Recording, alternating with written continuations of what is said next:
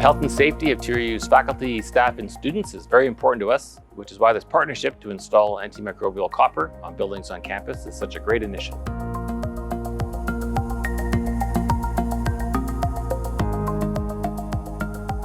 Thompson Rivers University continues to show their leadership as an innovator and valuable contributor to the communities and people of this region.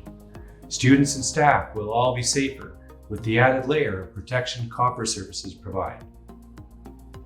Partnerships like this demonstrate to the future workforce the value that mining brings to their lives and their communities.